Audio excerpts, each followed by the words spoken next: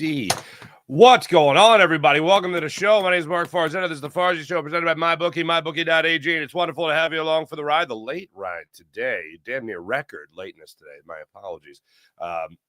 This time it was Rory's fault, so I do apologize. However, let's get right into it because it's Friday. It's a football Friday. I have a Fox 29 hit that I got to do, but we're going to get as much information, as much entertainment as possible in the next couple of minutes here.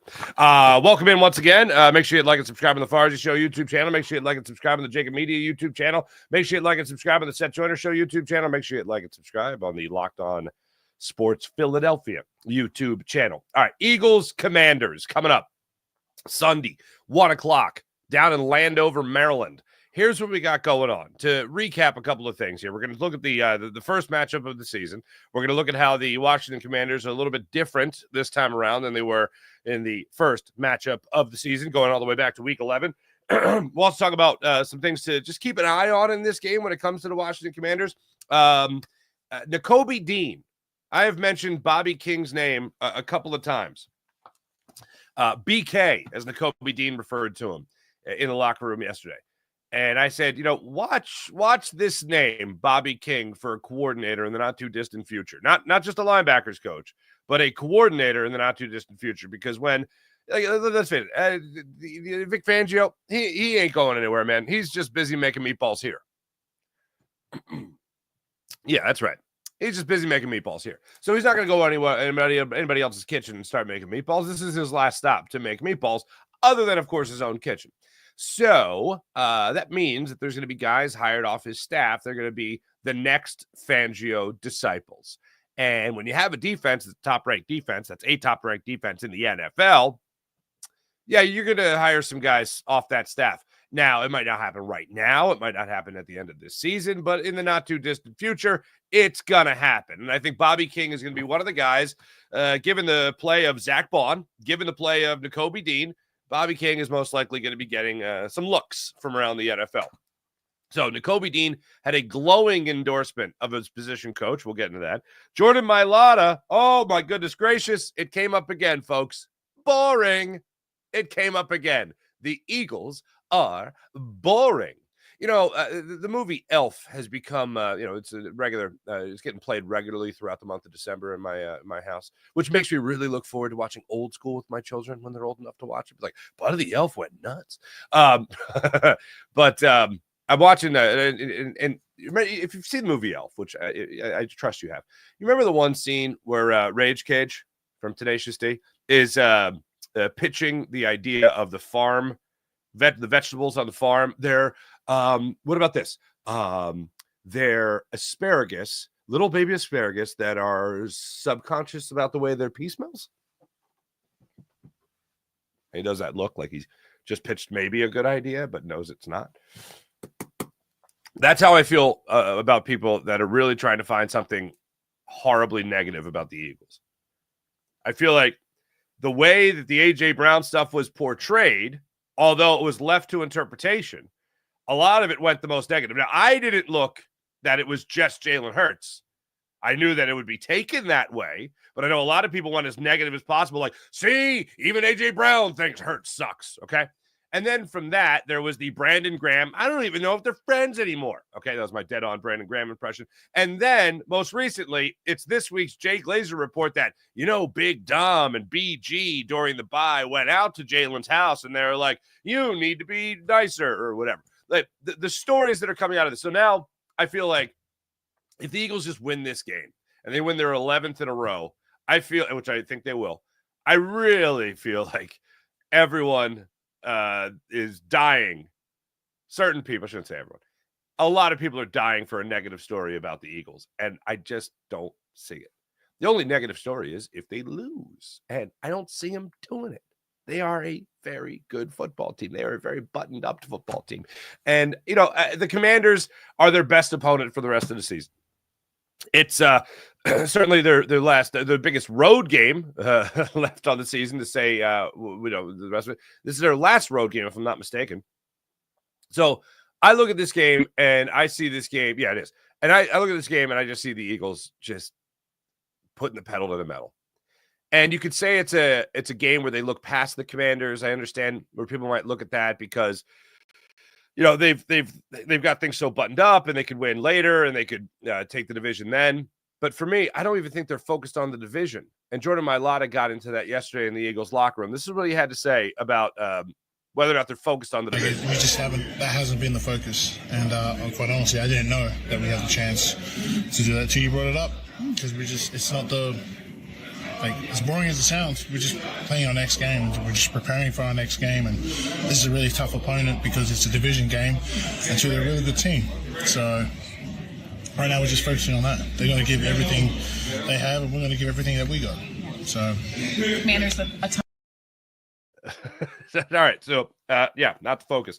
They also asked Nakobe Dean the same question. I think they asked Micah Parsons the same question. They asked Nick Sirianni, as you would imagine, the same question. Yeah, no, okay, not the focus. That's not what we're looking at. Jalen Hurts, the same thing. Not the focus, not what we're looking at. They want the number one seed. They want to be the best team in football going into the playoffs. And not only that, they also want to be playing their best football going into the playoffs. So all that I found very interesting. So that brings me to Nakobe Dean, because that's a positive thing we just heard from Jordan Mailata. And you also heard the line there, we're boring. Sorry. Well, Nakobe Dean, he's having an incredible year. He's playing at a Pro Bowl level. And a lot of people began to doubt. A lot of people never had confidence in Nakobe Dean. I began to doubt, but I had confidence in Nakobe Dean in the early goings of things. I began to doubt. And I remember the first game of the season, coming out thinking, wow, Zach Bond looks like he can play. I remember thinking Nakobe Dean looks like he can play. And I'm willing to watch mistakes made by a younger player that's not that experienced.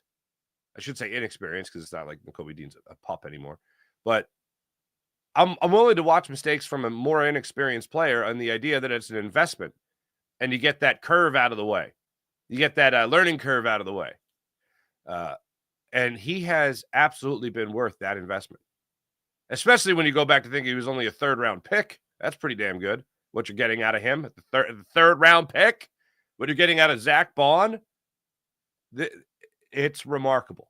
So I threw the name out because it came up actually from Nick Sirianni's press conference maybe on Monday about Bobby King and what's he bring to the table as Eagles linebacker coach. Usually when you hear from a position player talking about their coach, it's very cut and dry, very down the middle. You very rarely ever get like an excitement. Like the offensive line talking about Jeff Stoutland is a rarity. To hear a linebacker talk about their linebacker coach, this is a nice thing to add to the mix. Here's Nakobe Dean when he had the opportunity to talk about what Bobby King's done for him. Both spoken very highly about Bobby King. Mm-hmm. What has he done to help your game? Oh man, BK has done a lot. Coming from a player who like me, who's like who's real cerebral and trying to look at a lot of the X's and O's to kind of help me. He's kind of and he is almost complete. I'm not gonna say complete opposite. Of course, he look at the X and O's too, but he's more so of a technique guy. He feel like if a linebacker can go out there and not even know the play call and use technique and violence and make a play. So he's kind of harped on me and got me better from a fundamental and technique standpoint, and I'm very grateful for that, for sure. Oh man. But he just starts answering the question. You get the sense everybody's on the same page in the linebacking room. And I'm saying by no means am I comparing this to a Stoutland University, but you get the sense that when Bobby King was speaking in that linebackers meeting, everybody's listening and everyone's just waiting to learn. So love hearing all that. And also it's good to, other than the players, because they get all the credit, but give a little bit of credit to the guys that are helping them along in the process, like their coaches, and Bobby King certainly getting the recognition he deserves there from his player.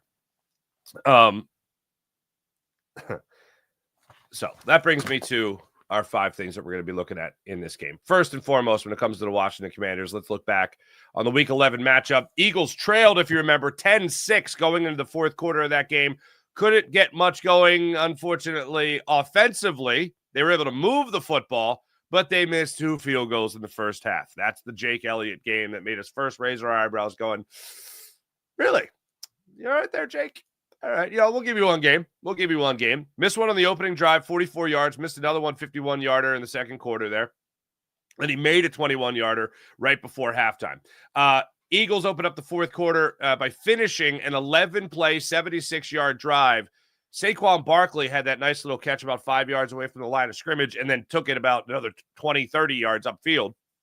But that drive was 11 plays, 76 yards, 5 minutes, 26 seconds. And the Eagles walked away after Jake Elliott missed a point after 12-10 with the lead. They wouldn't surrender it the rest of the way. On that run, if you remember, on that drive, this is one of the original Kenny Gainwell games. He had a 14-yard run. He had a 13-yard run. And a 7-yard run on that drive against the Commanders.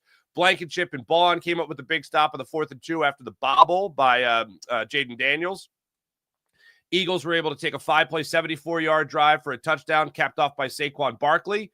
Eagles were able to dodge a bullet on the Goddard fumble on that drive, if you remember. And then Reed Blankenship had the interception, and it led right to, on the very next play, Saquon Barkley coming up with his second touchdown in 20 seconds.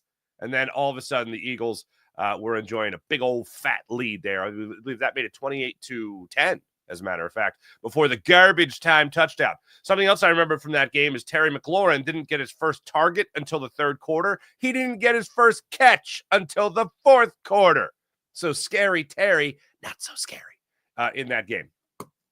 When it comes to this game, the Washington Commanders, a little bit of a different football team since the last time the Eagles faced them, and the number one reason they're different is Marshawn Lattimore. So let's get this out of the way because he was not there when the Eagles faced the Commanders in Week 11. Marshawn Lattimore played a game against his former team in New Orleans Saints this past weekend. From a lot of things that I read, the term shut down that side of the field. He shut down that side of the field. He took away that side of the field. So whoever's drawing him, whether it's A.J. Brown, whether it's Devontae Smith, just be aware. Just be aware. So maybe this will be a bigger game for Jahan Dotson. He was targeted a couple times out of the gate against his former team in the Week 11 matchup. But Marshawn Lattimore, the phrase I kept seeing was erased one side of the field versus New Orleans. Look, he's not a 4-time Pro Bowler for nothing. His receiver in that game, whoever he was covering, was not targeted once in the entire game. So Marshawn Lattimore, he's back. Something else to keep an eye on in this game, the ground game in general. Jaden Daniels, Brian Robinson, Austin Eckler, all three of these guys have at least 40 yards on the season. 40-yard runs on the season. They all have at least 4 touchdown rushes on the season as well. So it's something that you definitely want to keep an eye on in this game, their ground game. Now, I say all this, not that I'm worried about it, but rather it's just things that I'm trying to make sure we're paying attention to in this game, as I'm sure the Eagles are. I'm not concerned in any way, shape, or form, simply because Jalen Carter's a monster, an absolute monster. So to look around the rest of the team, or look around at other teams and think, I wonder if they can get things going for themselves. It's going to be tough with Jalen Carter plugging up the middle, but just something to keep an eye on. That's something they can certainly shift to. Their will linebacker, Frankie Louvu, 8 sacks on the season, 2 of them in Week 11 against the Eagles. He also has 9 tackles for loss, which actually leads the team. One of the sacks that he had, if you remember this play in the Week 11 matchup against the Eagles, the second quarter, the Eagles tried to run that weird reverse flea flicker play. After watching it again, I think I finally discovered what they were trying to do. I think they were trying to reverse it, double reverse to Jalen Hurts, who runs it. And it looked like Jalen didn't know that was happening. But, yeah, that was an ugly play. But on that play, Louvu got one of his sacks in that game. So one of the players to look at in this one. Linebacking core, Dante Fowler is dealing with a groin injury. So he was just resting yesterday when he was out of practice. But 12 tackles for loss on the season. I said 9 tackles for loss. 9 tackles for loss for Louvu leads the defensive line. Leads. What am I looking at here? Sorry, I made a wrong note. Yeah, Dante Fowler leads the team in tackles for loss with 12. Bobby Wagner has 8. So look at the linebacking core, really straight through every one of those guys. And the number one thing that I'm really going to be paying attention to in this game is just what they do schematically different. Dan Quinn, Cliff Kingsbury, and Joe Witt. It's not their first rodeo. Kingsbury could have been a coach somewhere else, probably close. Dan Quinn obviously has plenty of experience against the Eagles. Cliff Kingsbury with his Cardinals beat the Eagles last year. This is his second attempt to try to beat the Eagles this year. Joe Witt, the defensive coordinator, was under Dan Quinn in Dallas. So, yes, as the Eagles know him and know them, those two guys, they know the Eagles as well. So these guys aren't slouches. I look for them to make adjustments. Will their adjustments be good enough? And will their talent be good enough? That's what I'm going to be looking at in this particular game. One more thing I have to play for you before I get out of here, because you're going to be hearing this today. Micah Parsons was asked about rooting for Penn State. And then he was also asked about rooting for the Eagles. Here's Micah Parsons. At this point, it's Philly now. Even if we got eliminated, like, I got to crush Philly. Like, I hate them now because I be seeing them just talking so much on socials now. Like, I don't know, my Twitter page got consumed by Philly. Yeah,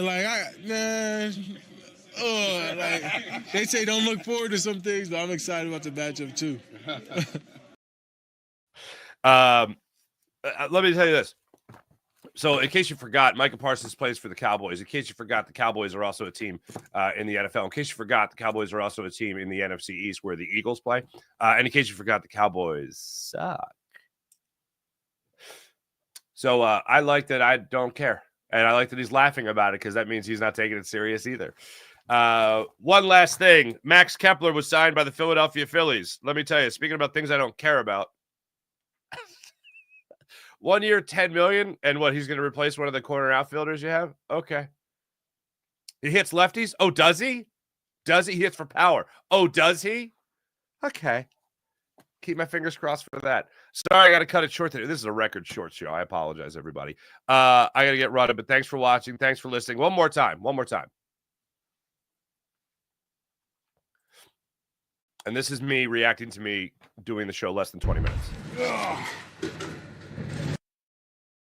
Have a great rest of your weekend, everybody. Happy Friday. Happy Football Friday. I'll be back with you guys tonight following Sixers Hornets. Joel Embiid might be playing. Close it out with a sweep. See you guys. Bye.